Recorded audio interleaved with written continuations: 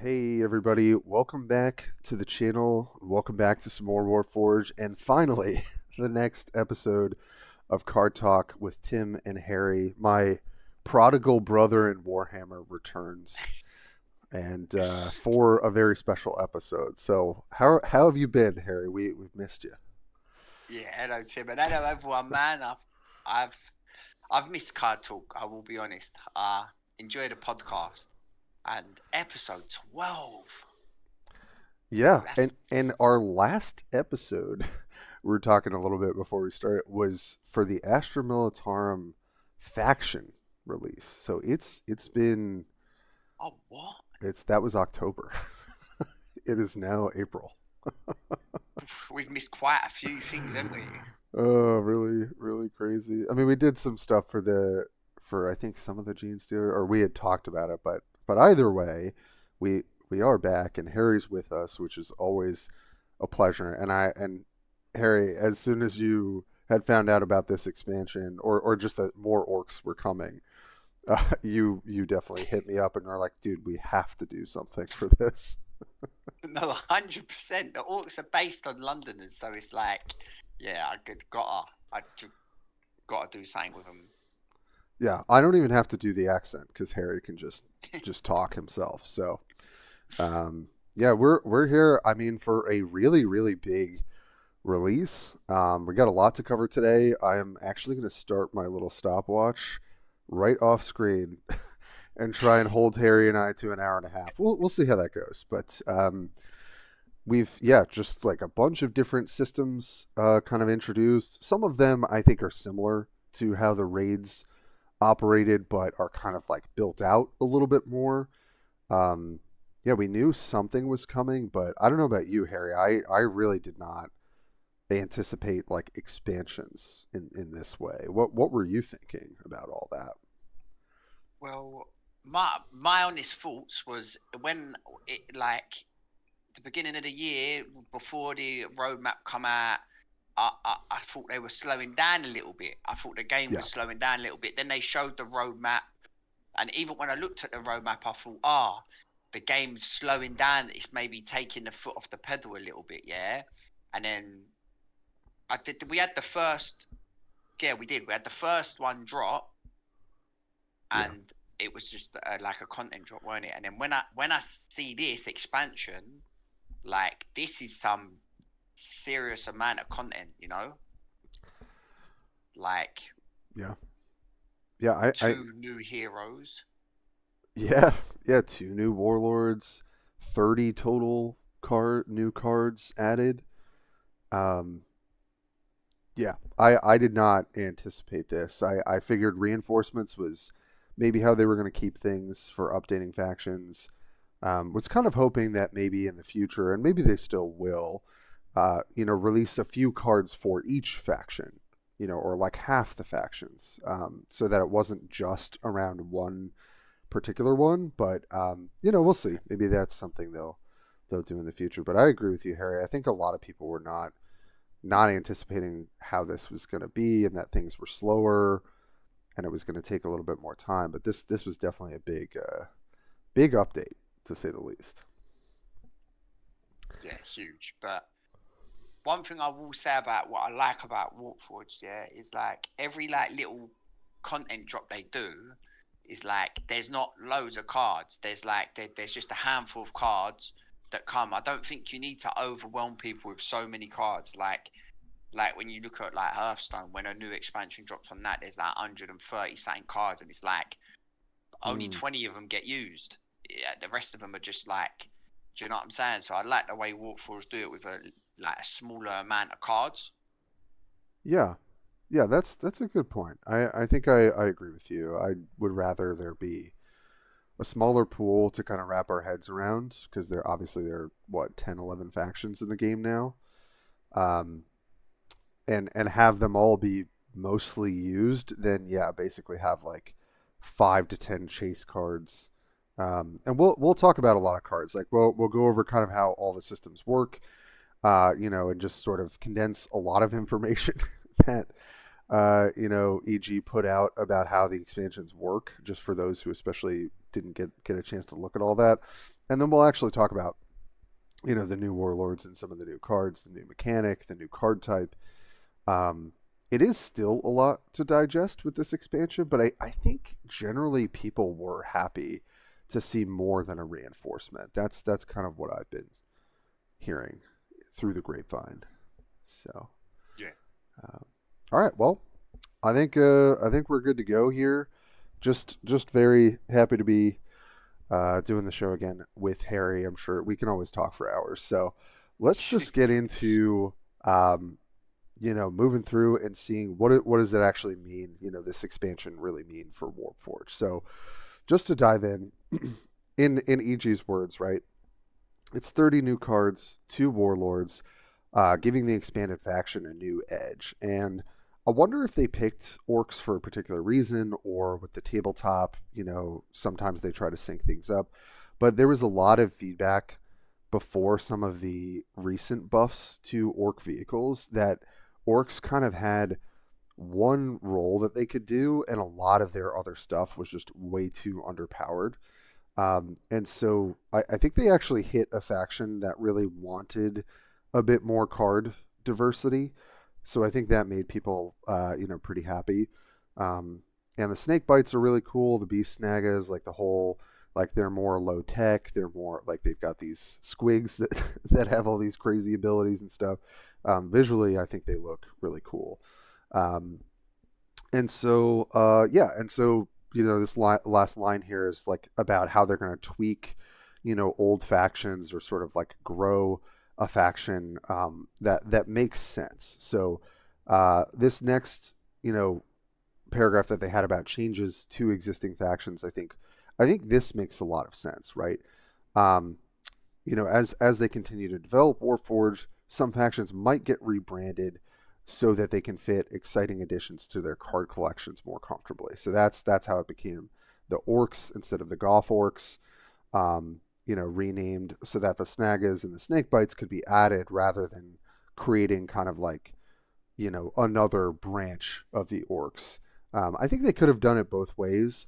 Um, some of the benefit, I think, to putting it all under the umbrella of Orcs is that you can open an Orc pack that you've been saving with your campaign points, and you do have a chance to get some of the new stuff. They did make also a new expansion pack, so that is a little different, right? That means you can't stock up on that. You got to pay into that and open those to get more and more new cards, which I would. It's going to be a little harder for free to play players to do that. Um, but my kind of overall thought, and then I'll kick it to Harry here. I like that EG is paying attention to how to make factions not just make sense lore wise, but how they fit into the 40k Warpforge like universe of the game. Like I like that they were saying, they wanted it to feel like, uh, there wasn't this like tension, or that it was like creating a whole other faction that, you could play Orcs however you want to, or have that identity.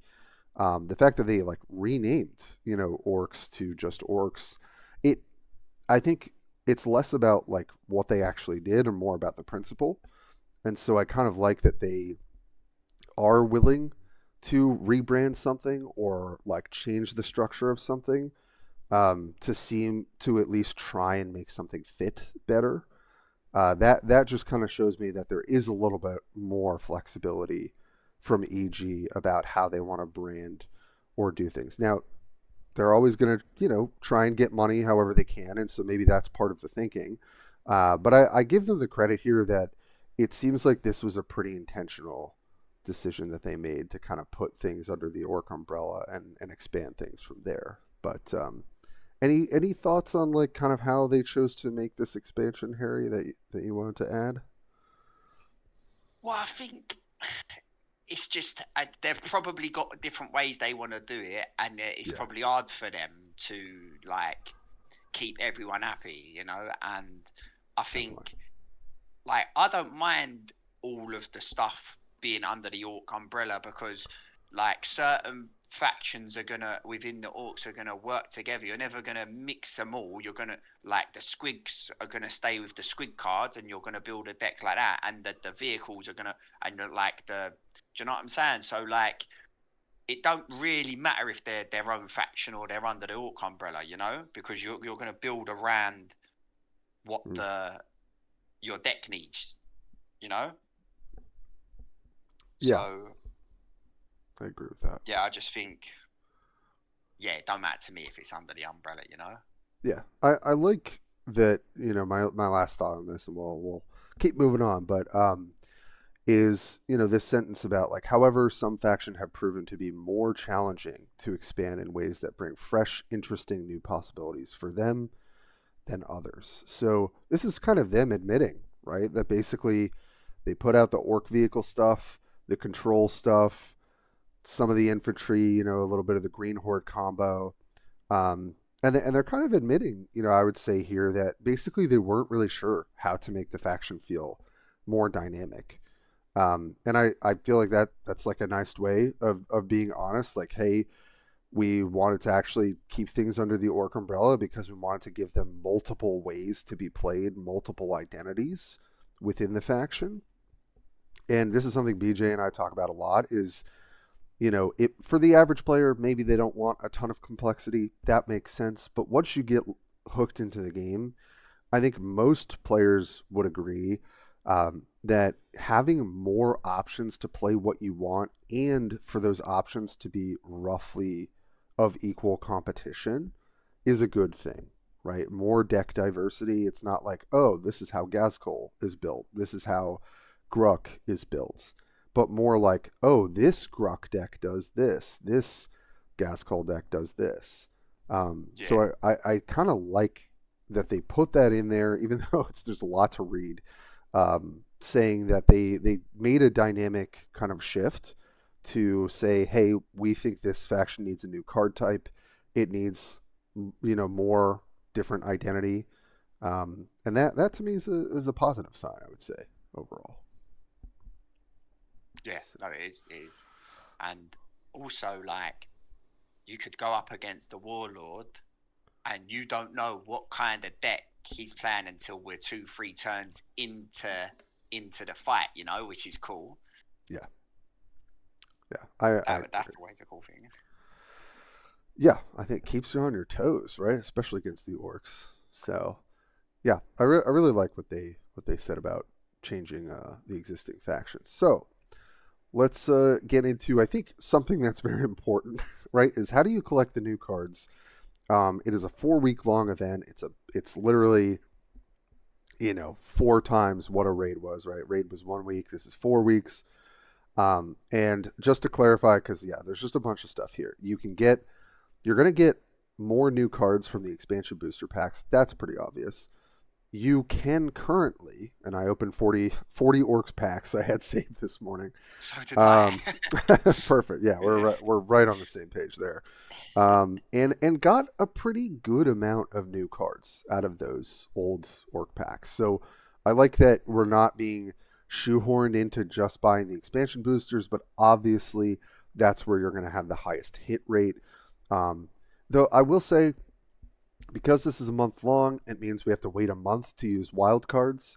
You do want to save your wild cards as much as you can, but it does mean that you have to wait. Like if you wanted to play with a legendary warlord, usually I would wait a week, use a legendary wild card to craft him if I didn't open him, and then start playing. That just means we're going to be a little bit restricted on, basically what we open is what we can play for a month. Um, Also, there is just a lot happening with the vault and the expansion pass. The expansion pass, I think people understand, right? It's a progression thing, similar to the raid, where like the more skulls you earn per day, I believe. Um, and what is it? Just reading this really quickly. You'll get you'll get the chance to open packs and get other cards and sort of progress right through a regular sort of battle pass. I have the $30 package, which is a premium pass. So I started with the epic new warlord. So I'm definitely going to be playing that, and I'm really interested to see how the value is. So I'll be trying to track that as best I can. So that I think people know. It's like you can either get the budget pass, right, which is free and you're just earning, or you get the premium pass and you get like 20% more ability to earn stuff. So I don't really know how monetarily worth it is, to be honest, but I wanted to sort of see how that works, because I'll say I haven't really paid into raids recently because generally it's not like a huge boost. Um, Now the vault is a whole thing altogether, and we're going to put some graphics up in the next, couple images so that people can actually see what this looks like. Is basically like an additional reward system that also feeds into the expansion pass. So you get like a ticket, and that ticket basically opens a chest, and you get random rewards, and it looks like every couple of days the chance to hit certain rewards changes. And there is a failsafe where after every 10 tickets or 10 vaults, if you don't open a what's like a higher level item, whatever that is, you have a higher chance to get it. Um, but yeah, so they also mentioned this will also be a way to collect 3 of the expansion's cards before they become widely craftable at a later date. I think they put out a separate article about the vault, but when you go in and look at it, you get tickets from either paying gold or earning them, I believe, through the daily system, the daily skulls, or the pass. So there's a lot going on, but basically you're getting a lot for just playing the game, which is solid, right? For the average free to play player, you can earn tickets, you can make progression on the pass. That I'm curious to see how good that is for the average free to play player. And then, of course, obviously, if you want to pay into things. But, Harry, what do you kind of think about adding like this sort of battle pass system and the vault? What's kind of coming up for you on all that? So I bought the battle pass as well, the £30 one.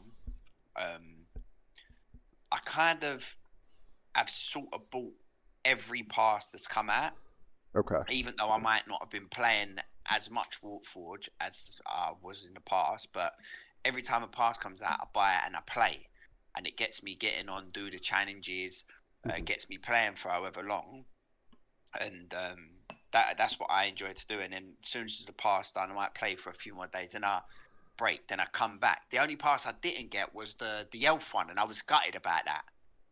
I really was. I missed the elf one, I think I but missed that one too, actually. Yeah. maybe it was Yeah. just a bad time for the game, you know. Yeah.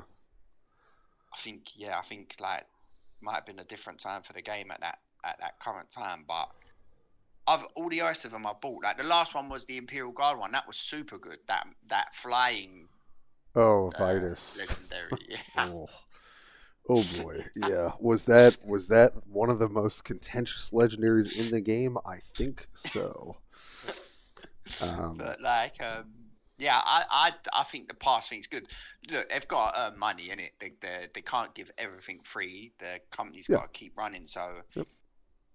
I'm in the thing of like, yeah, all right then, let's just support them and buy the pass, you know. Yeah. And I know you might not have gotten a chance to really explore the vaults. Um Actually, I'm going to start moving us on to some of the actual images as we chat here. So, first one we're looking at is the expansion pass. So, because I have, right, it says you are premium plus 20% extra points. I have not been able to play yet. I'm going to really hop on this weekend. But I started with Beast Boss Morgrim, which I'm really excited to talk about too today. Yeah, and as you can see, as you play more, you get more orc points, and you can also level up by paying gold into it. So if you do have extra gold from the forge or something, you can pump that into there. Pretty standard stuff. So and Harry just covered. Yeah, the passes are pretty intuitive, and obviously you get a little bit more out of them if you're playing more, or you know that you're going to be able to play more. But yeah, that is a way for EG to get a few dollars and or pounds or whatever currency. And now looking at the vault image that we have here, right? So That ticket gets earned through, I believe it's just gold, or through the pass, or through the daily skull challenge. So there are plenty of ways to get it by just playing.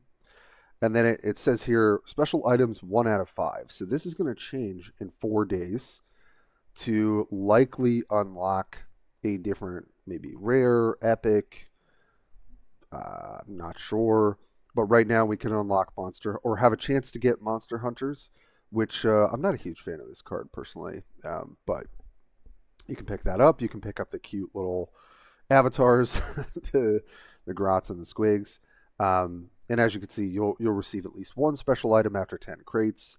And I think special item is just probably the card that you're looking for, or I'm not really sure. Because I think I opened 2 or 3, and I got crystals from one, I got blackstones from one, and then I got a common from the new set or from the expansion. So yeah, I think the vault is just probably going to give you extra stuff, kind of like when you got discounts on the raid pass. So you just put in a couple tickets, hope you get something good. That seems to be about it. But what do you think of this kind of system added to the game, Harry? Um, yeah, because I think like there's gonna be I'm a big sucker for cosmetics, yeah. So Yeah, there's gonna be I see in the promotion thing that there's gonna be a card back. So I'm probably gonna save my vouchers for when the card back comes. yeah, But I think it's cool, man. I think it gives people another thing to be excited for, another thing to open. yeah, yeah. And you can pay into it, right, with gold, or you can choose not to, obviously. Or if you can't, right, then you'll just get a few tickets a day. Yeah, it's. I think it is what it is. We acknowledge that like they're going to make money, how they can make it. The vaults, I think, is a good thing. I think with Raid Pass, right, it was basically you needed to grind quite a bit um, if you were free to play to try and get that legendary or get some of the rares or some of the other discounts, right, with through the raid progression. What I like about this is like you're kind of needing to grind already for the skulls. Um, that gives you tickets, which you can then put in that. So it's kind of like the vault and the raid pass are complementary, right? You're basically getting rewarded at both places for playing the game, rather than just one place, which is what the raid pass was. So um, it's kind of just like an extra bonus, if you will. And some people will get lucky, some people won't. That is what it is, right? It's a card game. I'm just kind of interested to see how the special items progresses, and so like, could we unlock a legendary through this? Could we unlock some epics through this? That would be really great for free to play players in particular. And I talk about them a lot. I'll do a quick soapbox moment here, just because it's we want new players to come to this game. Most players who are going to stick with this, I would guarantee, are going to spend some money at some point. They like the universe, they like the lore, they're into card games, they like this particular card game. But I think the more you can offer when you're not paying into a game that's like reasonable, the more you can retain newer players who are just figuring out the systems and figuring out if they want to spend money. So I think it's good to have more incentives for playing that make you feel like you're making progress. I don't know what your thoughts are, Harry, on that, but Yeah, I think like I wouldn't. You wouldn't just join the game and spend money straight away. Like yeah, we've been playing the game for a long time. Well, Tim released Tim leaked these hours. it's gonna be 2 years in October, Harry. Yeah, Harry Oh, asked me is how it? many hours I played of this game, and I was very embarrassed to tell him. So that tells you Like something. if you're gonna play that much hours, then you're gonna buy a battle pass here and there. Yeah, Like yeah, I think, bro, the vault. I think it's just an experiment. I don't think you're gonna be able to get any legendary cards for it. I think it's just a probably little not. bonus, like, yeah. Yeah, a little bonus. That's probably what it'll be. So we'll see. exciting new systems, I would say. And then our last image before we finally do the actual card talk, where we talk about the new cards. But I definitely wanted to go through this, especially for folks who do follow the channel, who are a little newer to some of this stuff. And this is the first time we've seen this kind of expansion.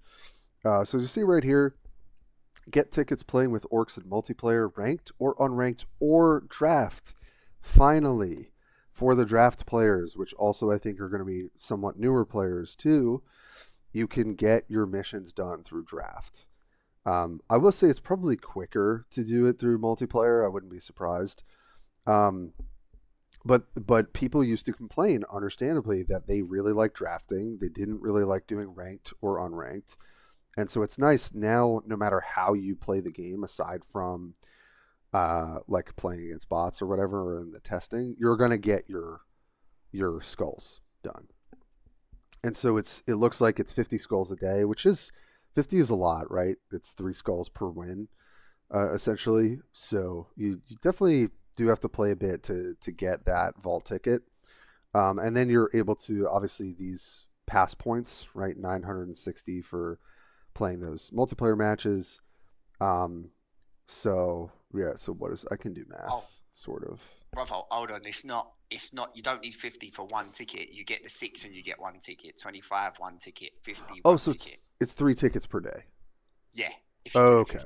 50. That's where I thought it was the 3 tickets, but yeah, thank you. There, Harry, the voice of reason here. Thank you, keeping me in check. Um, and so it's 1800. Okay, so it's 2500 pass points for getting these weekly challenges done. Okay, so yeah, so just to give a little bit of an image of what it actually looks like when you're earning the pass progression and the skulls that contribute to the vault progression. So they have that separate tab because this whole thing is new, and obviously they have offers and all that other good stuff. But are we ready to talk about the actual new cards and new content? Yeah. Let's do it. So I just ported this over from my reveal video, which was a blast to do as always. For the new mechanic, Stomp, which is very flavorful, I would say, for them. And I sort of had a different idea about this, but when I had originally talked about it. So when attacking, excess damage is dealt to a random enemy adjacent to the target. So the best way to think about this, and I had it the other way around, you attack a unit, let's say you deal 4 damage to that unit and it has 2 health. That 2 damage, and I use the magic term like tramples over, and that 2 damage gets stomped onto if it's just the warlord and the unit, it would hit the warlord. Or if there's a unit adjacent, it has a 50-50 chance to hit the warlord or the other unit. So, Orcs always have these additions, for getting attacks, right? That's how mob works with melee attack. You get a bonus. Stomp is I think going to be pretty good. It's kind of like blast a little bit. Like the damage is hitting something, you're killing something, and then it's doing damage to something else. But I have a feeling that Stomp might be a little bit stronger in some scenarios than Blast, and then probably weaker in other matchups and scenarios. Because Stomp only matters if they are playing out units. So if you're playing against some control decks, I could imagine there a world in which maybe you don't get as much value. But what do you think about this mechanic here? I know we haven't even gotten to chat about it yet. Do you know what? I haven't been able to play with it just yet because I did get the purple warlord, but I think a lot of these cards are behind the the new pack. So until I get Yeah, like halfway through the battle pass and I can have like a decent amount of them cards, that's when. But I like it. I do like it. Um, yeah, I think it definitely suits the orcs. yeah, I agree. I really want to open the legendary warlord. We'll get into talk about that very shortly. Because he has Stomp himself, and so that's really interesting that he can buff himself as well, to have higher attack, and so then you just get this value off of stomping on a unit. I feel like that's got to be pretty strong to have on your warlord. And then the purple warlord, yeah, has a lot of beast synergy, and I think has a lot of explosiveness from my conversations with Ecclesiarch. Um, so I'm excited to talk about that. But yeah, I think Stomp is going to be a lot of crumpin' fun. That's my take on that. So let's keep it moving here and let's talk about these new warlords. So Beast Boss Morgrim is who Harry and I are talking about here for the Epic Warlord. So when you deploy a beast, your warlord gets +1 melee this turn, and he's a 2/2, 35 health, and then Ferocious Rage 2 energy. Your warlord gains this turn +1 melee and slay draw beast. So he attacks for 3 if you're just using Ferocious Rage, right? And you don't have a beast. But if you play a beast and Ferocious Rage, your warlord's attacking for a minimum of 4 melee. And then, of course, if you slay something, and slay on, our warlords is pretty good because our warlords are going to live through the attack, then you get to draw a beast. So this guy, when I looked at him, I felt was going to be really, really powerful. But from what just looking at the card, the warlord itself, Harry, what do you think of this guy? Um, yeah, he's very beast because a lot of them squids are cheap, aren't they? So you could probably drop a few and this hero ability. Yeah. Because I remember seeing another card which was like add a random beast to your hand and reduce its cost, and another one like Yep. mob reduce the cost of a beast. Like so, yeah, there's a lot of synergy with other cards. Yeah, this is truly the beast boss, right? Um, and I'm really excited. So, it's kind of nice. Like he has that very clear identity, right? You're just going to want to jam probably as many beasts into your deck as possible.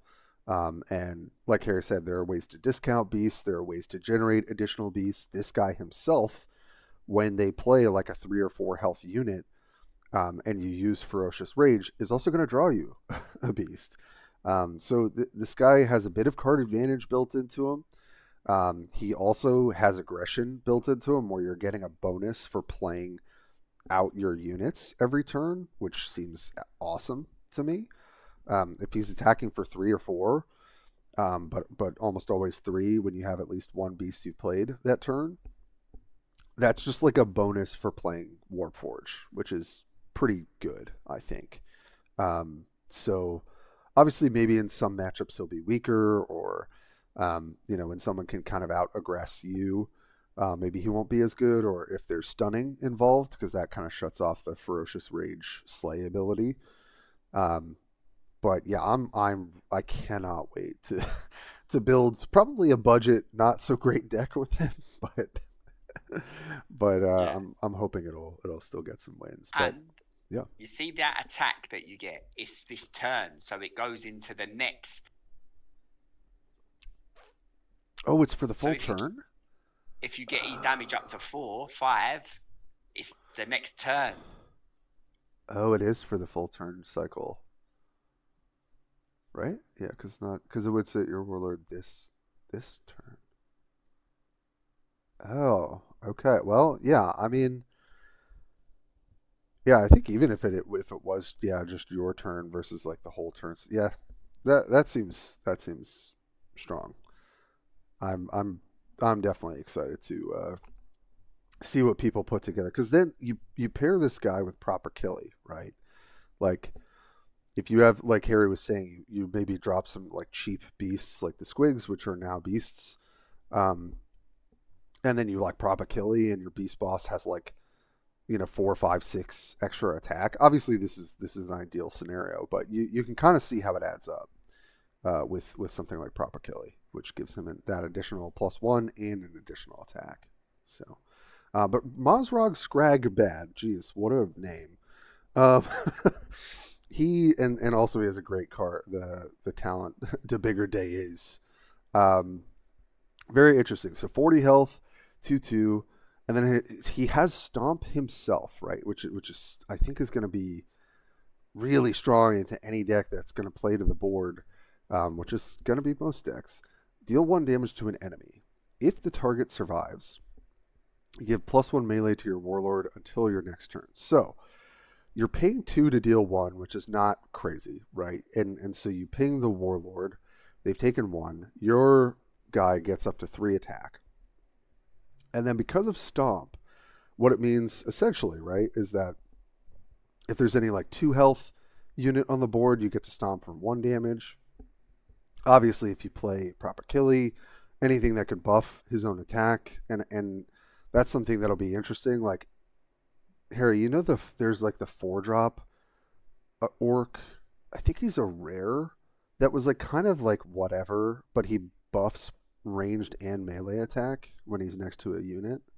Oh yeah, yeah. The banner, The banner guy, yeah. yeah. So anything like that feels very synergistic with Stomp, right? Because obviously Makari, of course, because Makari's excellent.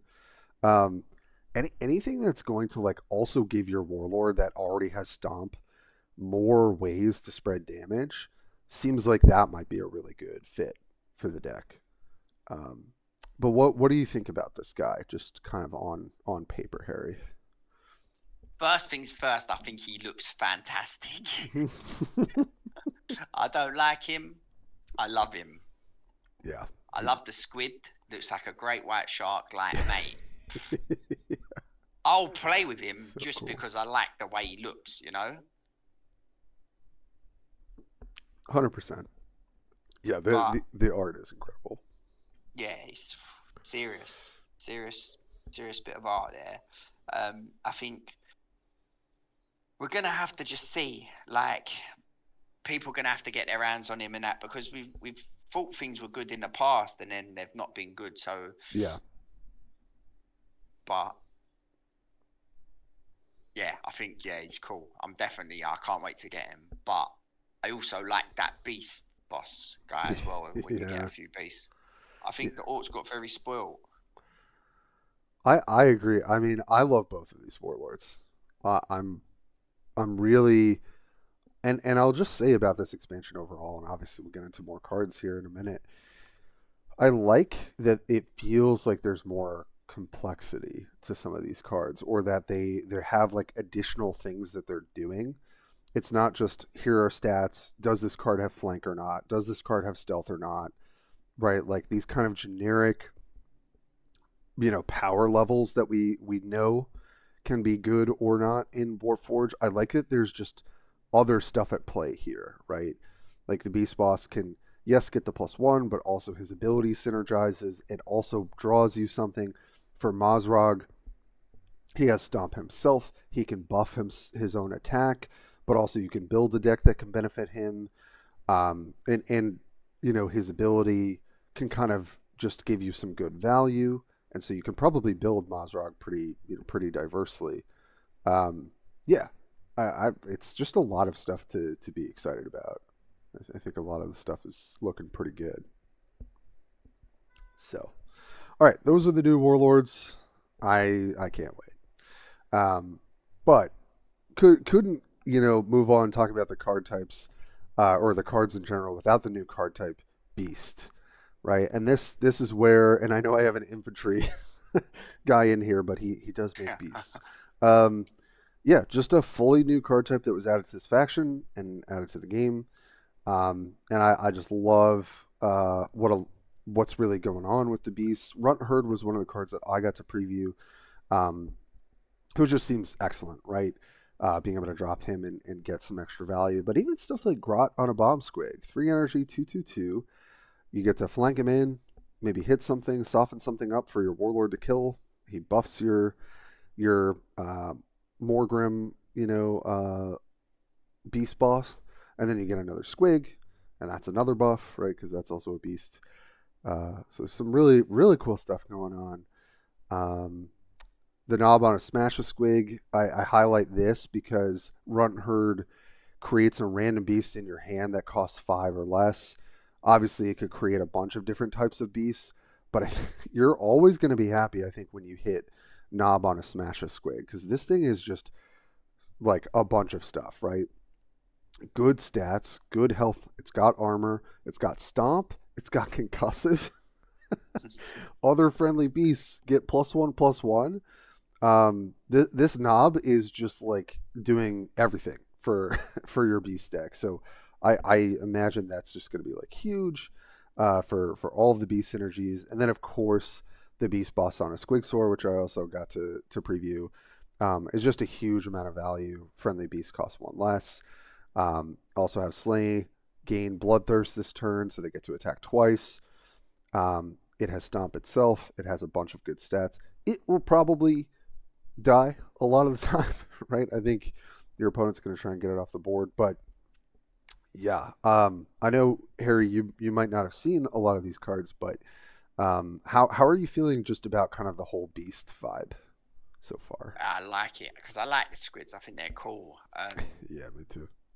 I used to collect orcs, so and the squids were always cool. And I'm happy they did put them in the game. And that Squigosaur looks, yeah, that card looks mad. I know, it's so cool. He's gonna be in a beast deck. He's gonna be in that Beastmaster deck, 100%. Totally, yeah. Yeah, you're gonna be really happy to slam this guy on 6 energy, and you can make him cheaper with a particular epic that we'll talk about. So yeah, I mean, I think all of these cards are very viable. I think the Grotna Bomb Squig is just like kind of an efficient early thing. Runt Herd, same thing.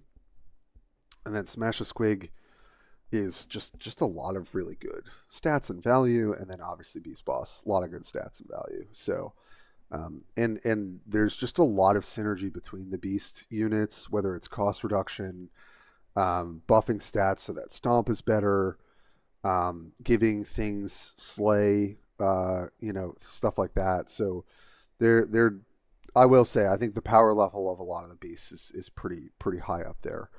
So I would expect for this expansion to mean that we're gonna just see a ton of beast decks running around for quite a while, stomping and all that jazz. But yeah, it's a cool addition in terms of the card type to what the Orkz already have going on. So speaking of Squigosaurs and other squig animals, let's just get into some of the new cards and just some stuff I wanted to pick out for us to talk about.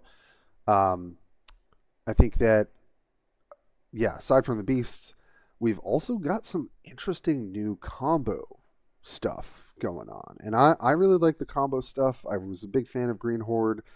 I think it's not been the most viable strategy, but this guy, Zagrod Wartsnaga, the other legendary here, we're getting quite a few legendaries in this expansion, which I did not anticipate. I wasn't sure that we'd see so many. Obviously, the stats are really fragile. This thing, is going to die pretty soon. But its mob ability, deploy a Snakebite Grot, and I put that right next to it here. 1 energy, tied 1, stun troops attacked. So you can't stun lock a Warlord with stuff like this, but you can stun their board and mob, right? Deploy another Snake Grot, right? So I feel like there's going to be some way where you can set up a wide board, then play Zagrod, and then basically all of your attacks spawn more Grots. So that just seems kind of crazy to me. There are a bunch of other 2 energy tied troops that were added. One of them is Thump Gun Beast Snaga. Love that name. Who doesn't want a Thump Gun, I guess? And it's got mob, gain blast 1 this turn, and some mob stacks, right? So you can get blast 1, blast 2, blast 3, blast 4. That seems like it could be really powerful. So in the Green Horde style combo stuff. And then shout out to Slither, who has been really talking me up on this card. Drag It Down all the way here on the right. Deal 1 damage to an enemy. Repeat for each friendly unit, right? So you build that wide board with Tide or whatever it is. It does 1 damage for each unit you've got, obviously including your Warlord. And then if the target dies, give +1 health to all friendly units in play and your hand. So it's pretty wild. It's kind of like Unbridled Carnage, but I think better, because you get to choose the enemy. So it does get got by camouflage or stealth, right? So Drag It Down can't hit that target because you can't target it. But you can just enemy, so that could be Warlord, obviously. But if you obviously the best value is to kill a unit, because then you you get like a little hard as nails on your units in play, and then also in your hand.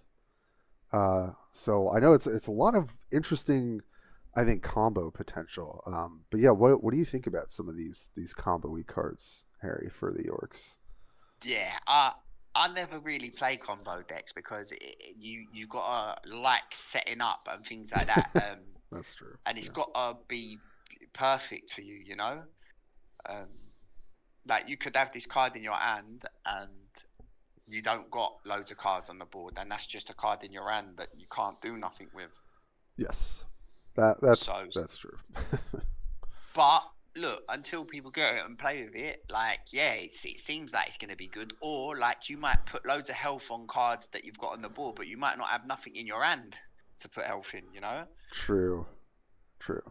So I like they're putting a few more legendaries in and they're supporting different styles of decks.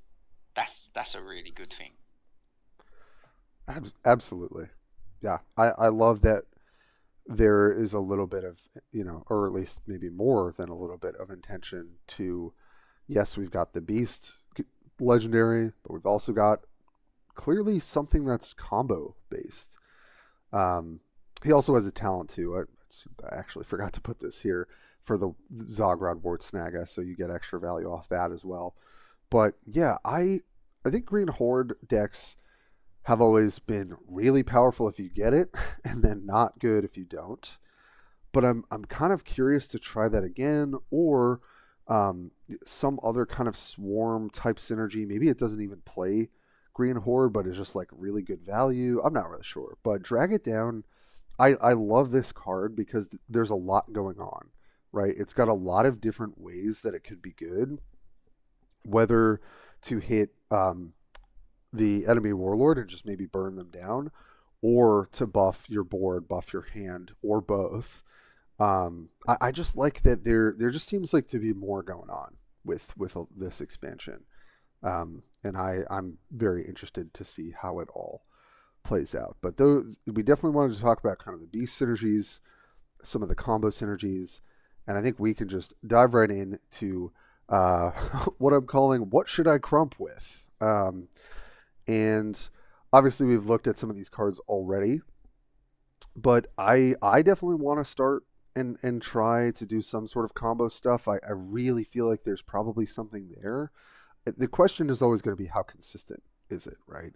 Um, and then I obviously Runt Herd and Beast Boss Morgrim, they just work so well together. That pairs well. And then, as Harry was talking about, Thundering Stampede, 3 energy for this epic. Draw a beast, right? So it replaces itself. You draw a beast. Lower the cost of all beasts in your hand by 1. I just have to think that this is a really powerful card. Cost reduction has always been pretty good in this game. Um, and I think for the beast decks, right, they've got a lot of heavy hitters. They also have some flankers, so cheapening those can kind of pick you up some advantage. I mean, cost reduction for most things in your hand. Harry, I do you remember roaming Outriders from the Gene Stealer reinforcement? Did you play with that card at all? Roaming Outriders. You know what? When I used to play Gene Stealer, I only used to play the ones that put a hand in the deck. I never played the other ones. Oh, the sabotage stuff. Yeah. Yeah, So I was just straight sabotage, but I don't think that would you use that for the other one, don't you? roaming Outriders is like the most problematic card now for Gene Stealers. It reduces all vehicles in your hand cost by 1, and it also deals 1 damage based on how many vehicles you have in your hand, and stuns. So I would say I honestly think either one of the tier 1 decks this last season, and I got on it pretty quick at the beginning of the season, was basically full vehicle Gene Stealers with 2 roaming Outriders to reduce your hand twice in a game. You would only play a couple stratagems in your deck, so you would always guarantee that you would pull the roaming Outriders in the first couple of turns. Thundering Stampede, I think, is going to have a similar impact. Um, it isn't doing damage. It's not stunning, right? So that is important, right? You can't just sit there and then stop them from killing you like roaming Outriders can do. Um, but any cost reduction to multiple cards in your hand is just going to be really, really good. So I think that any beast deck, and I imagine with Beast Boss Morgrim, that's what you're going to be running.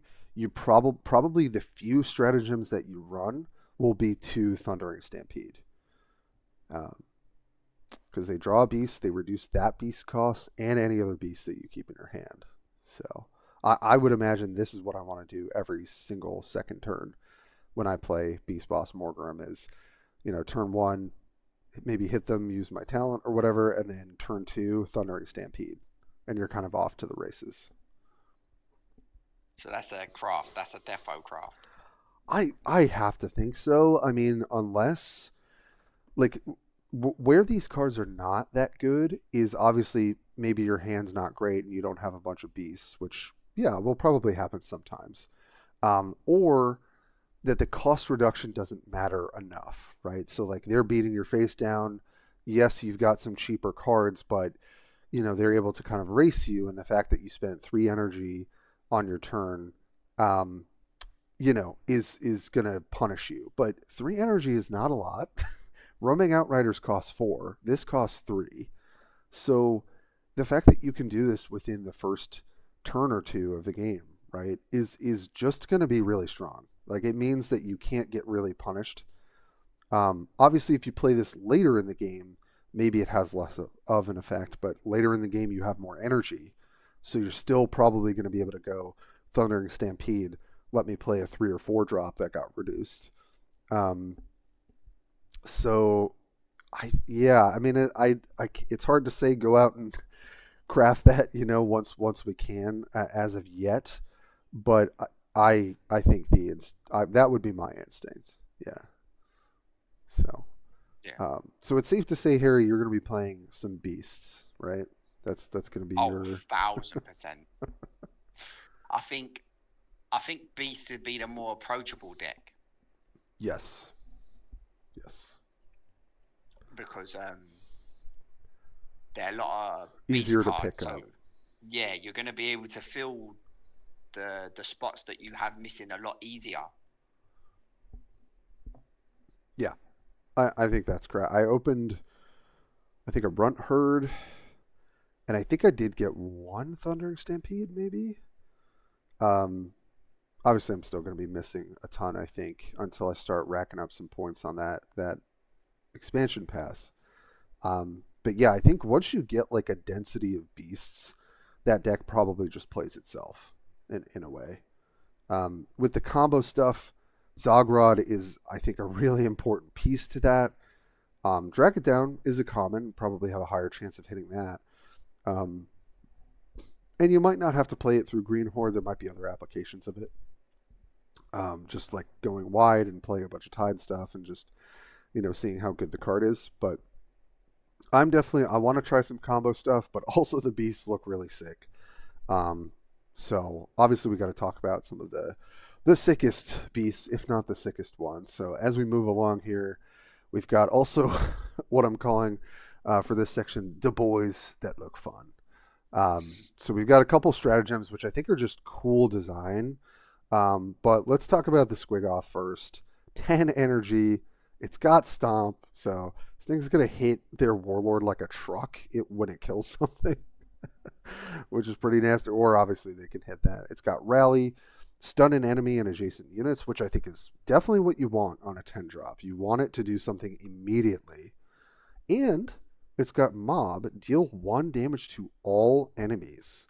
So if you have even, a couple things on board, when you get that Squigoth finally arrives at the battle, it's going to stun potentially 3 targets, and also give you damage on those targets when you attack that turn.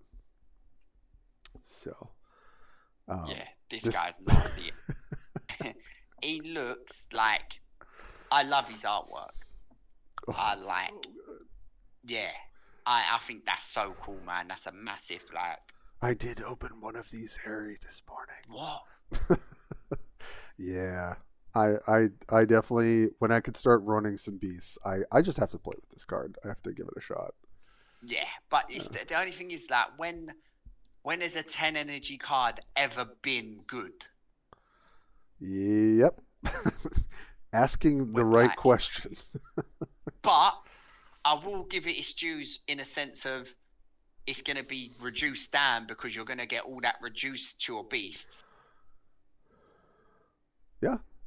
Yeah, you could get it to 9 energy, potentially 8, which I will say, similar to roaming outriders when I was playing the Cult Lehman Russ, which costs 10 energy and would get it knocked down to 8. That thing was insane.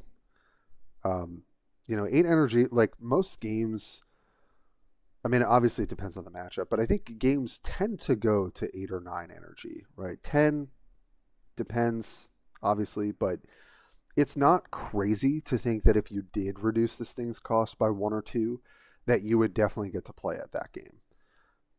You get the stun on, like, let's say the Warlord and the closest units, or you just target the units that you can. That slows Scary, yeah. things down. Yeah, and then you get the mob, right? Like if you are kind of at parity with your opponent, right? They've got some units on board, you've got the same amount of units on board, or however that looks. You also have the mob trigger to help kind of keep the board in check a bit. And then after their things are stunned, if they don't have a removal for the squig off, then you get to like slam into. Obviously, you could slam into their warlord if they don't have Vanguard, but if they do, you get to slam into their Vanguard unit, get get a mob trigger as well as put that stomp to blast out. Right. It is a random adjacent enemy, so it's not guaranteed to hit the warlord unless that's what the board state is. But it does. I will say, if you're gonna run a 10 drop, this seems like one that could make the cut. But No, 100%. yeah. 100% this one, I think. And Harry, I think we Um, get bonus points if you use De Hunt is on to give your gargantuan squig off flank in a game. That gets bonus points. is that what? Oh, Yeah, that's a the lot of 3 energy though. energy. Yeah, but it's next. You can do it. It's the next beast you play, so you could potentially like discount your Squigoth, deal 2 damage, and then the next beast you play, being the Squigoth, give it flank, which would be sick.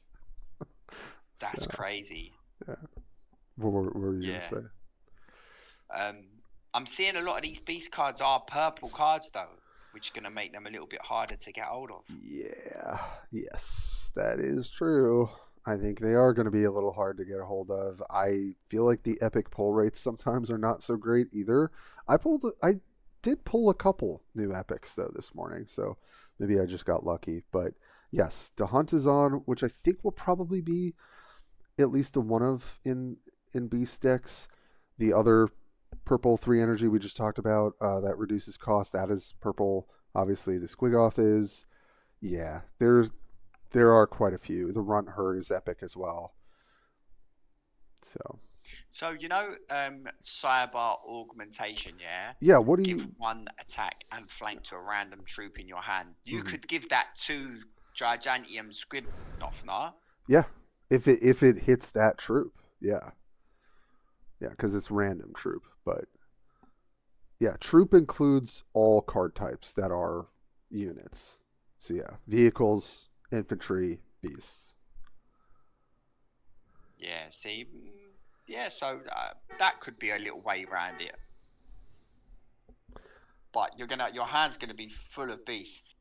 Hitting that's gonna be so hard. Yeah. So I put up cyber augmentation just to talk about some of the other cards here too. Just because I think it's there's more stuff of like the next thing you play or in your hand than I've ever seen before. Right? We have like health in hand, flank in hand, +1 melee in hand, I think is some other stuff that's floating around. So I'm really interested to see how the hand buff stuff works. Um, because typically you want to buff the board, right? That's much better. But also in some cases, buffing your hand can be very powerful. So 2 energy to give something +1 melee and flank in your hand. I'm not sure where you're gonna run that, or and it is a common. Maybe it's just not good enough, but I really want to see if that card adds something. Like, you play it. Obviously, playing it early is pretty good. Playing it late, not so much. But I don't know. I think Cyber Augmentation is kind of interesting. The Hunt is on, kind of interesting. So 3 energy, deal 2 damage. The next beast you play, so either this turn or future turns, gets flank. That's kind of a new thing we haven't really seen. Um, so that seems like a sweet card.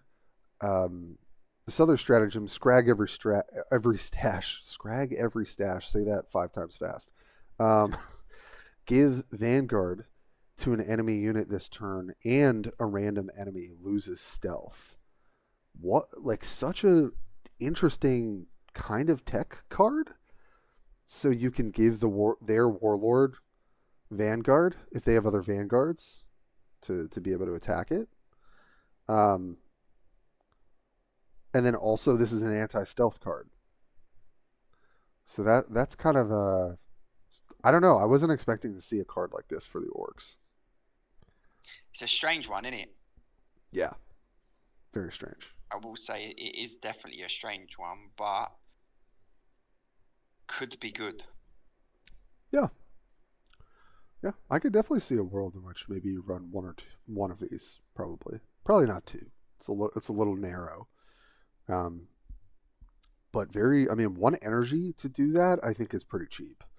If it was 2 or 3 energy, you would never play it, I think. But at 1, that's not bad. If there's a meta where there's more stealth, this card's gonna definitely be in people's decks, I think. But last but not least, I know he's a little smaller here, just so that Harry and I can have our beautiful faces on the screen too. There is the Weird Boy, which I love that name. And they're the psychers of the Orkz, I think, right, Harry? The Weird Boys? Yeah. Okay. So it has unstable, which very flavorful, right? It's got shield. It's a 4/6/6 for 6. So not having the 7 health is sometimes tough on a 6 drop. But also this has shield. So you're gonna have to get through a bit of attacks to clear this guy. And then his ability, Wah Energy, of course. 2 energy, deal 1 damage to all friendly units and give them +2 melee this turn. I, I, I don't think this guy is going to be like a staple card, but I think in some of the tied decks, and who knows how good those will be, I could see this being kind of nuts, right? Like giving +2 melee to your whole team, although they have to take a damage to do that, and it includes your warlord too. But I could see Weird Boy plus a bunch of like wide board stuff being kind of crazy. Do you know what? Yeah, I think. Yeah, I think he's gonna. We're definitely gonna see him. That is like. He's kind of cool. Yeah, he's cool. It definitely is cool. Like this fact that he's got shield. It needed shield. Yes. This either needed better stats or shield. And I think shield is interesting. It reminds me of the 6-drop legendary for Dark Angels, Ezekiel, which is obviously, I think, probably better in more cases. But it's really like when you have a 6 to 7 health unit and it has shield, like you pretty much need to knock that shield off so that you can obviously clear it, or you don't want it to be able to literally hit something for 6 damage for free and then have the shield absorb that trade. It has unstable too, right? So it has the chance of dealing damage to your opponent's stuff as well as your stuff. Yeah, and then the Wah Energy just seems like it could pack a punch in a wide board. It's just a funky card. So I'm I was kind of drawn to it. I thought it would be kind of sick to play. Yeah, it does look fun to play. Maybe not in the squid deck though. Yeah. It is, interestingly enough, a way to blow up your squig bombs, though, potentially, as it deals 1 damage to them. So maybe I don't know. Well, I shouldn't say blow up. You would need to do some work on that, but yeah, I To don't know. attack though, giving them to attack. Bro, Yeah. you've got four. If you've got four things, and is it your hero as well? Yes. Yeah, it's Oh, units. yeah. Yeah, it's Four, interesting. four friendly units is 8 damage. Yeah. Yeah, so I You know, who that's decent. knows? But yeah, that I agree. I think I think it could kind of be a sweet little combo-y sort of card for the Tide decks. Um, so yeah, I thought these would be some fun cards to talk about. Everyone wanted to see the squig off, and I'm so glad that we got it. But yeah, just to kind of wrap us up here. And honestly, we're doing pretty well on time, which is kind of a miracle for us. So, what's up next in Warpforge? So we got to look at the first of what was called the new content drop, which we now know as expansions. And what's up next is labeled New Army. Right now, New Army, is that a different distinction from New Faction? I would say yes. Right, I think if it was a new faction, we would know it. New Army suggests, and from the graphic and what we know about the Chaos Legions, that this is likely a new army in the same sense that Dark Angels was a new army in reference to the Ultramarines. Is my 2 cents, right? You've got the Ultramarines, separate from them is the Dark Angels. Obviously, they're both Space Marine legions, but they are very separate in how they operate. And so this looks to be a new Chaos army that is joining the roster, I guess, in May, because obviously it's April now. The Orc event will be playing out. So I think they'll have a pretty big release for this Chaos Legion in May. Most people have been speculating about it either being, I think it's the Death Guard, the Emperor's Children, or potentially Thousand Sons. There's a lot of sense to all those guesses, right? This crest, for some people, reminded folks of the Death Guard. For other folks, they said it was more Emperor's Children. And then for It's the a card back. That's a card back. yes, That it is. which Yeah. is mad. They're gonna give us a new army, but the card back for the picture they've used is the card back for chaos. Yes. So that's also the other way that we know it falls into the chaos sort of category. That was a good call, Carrie. I forgot about that. Yes. Now, and then Thousand Sons, right, would be a good guess because the Space Marine 2 has had a lot of interaction with Thousand Sons. They are one of the enemies, I think, or one of the main enemies in Space Marine 2. So it would kind of make sense that they could be coming. But the thing is, most people have looked at the graphic. Most people see the birds on top, whether they're, I think it's like hawks or some sort of vulture or something. That is a part of Fulgrim and the Emperor's Children on their shoulder pad. Um, and Fulgrim has come back to life, or like came back rather, in the Warhammer universe recently.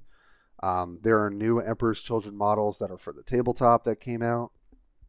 So it's not guaranteed, but so far, the I would say if I was to put my money somewhere, I would put it on Emperor's Children. I think there's a lot more going on for them on tabletop and in the Warhammer 40k universe. We know that it's a Chaos Legion, so I think when we compare like Ultramarines to Dark Angels, right, and how that works in Warhammer 40k, I would expect the same thing with Black Legion versus Emperor's Children. But we have no idea. um, so yeah, At the minute, we're just speculating. But with this latest content drop, it gives me hope for the next one. totally. Totally. Yeah. Not to go too far ahead. Yeah, we're talking about that new army that's coming. But yes, I think this expansion, yeah, and we can kind of start wrapping up here. I think overall it's a good thing for the game. You know, there is this new vault system. There are things that I think people understandably can feel like, oh, if I don't participate in it, I'm missing out. That is kind of the nature of like selling a product in card games, right? It's like the more you play, the more we incentivize you playing, the more you can get, or if you want to pay into it.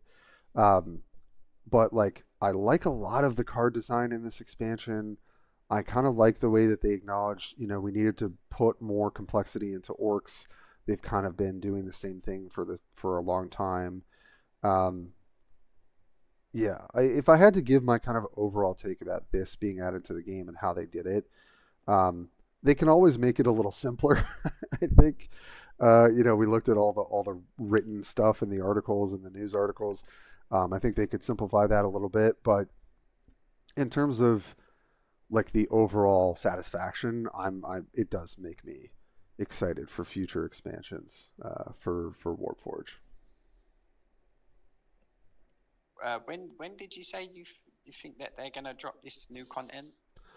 Yeah, for my guess being Emperor's Children, my guess would be May because we're in April now. This event goes on throughout the whole month for the Beast Snagas. Um, so yeah, my guess would be May. So, Right. but we'll Ooh, see. then we're gonna get another roadmap. Yeah, because that May will be, I guess, the end of quarter one slash into quarter two. Um, yeah. So yeah, they will hopefully put out another roadmap after the next army is released. And then where do you think they go then?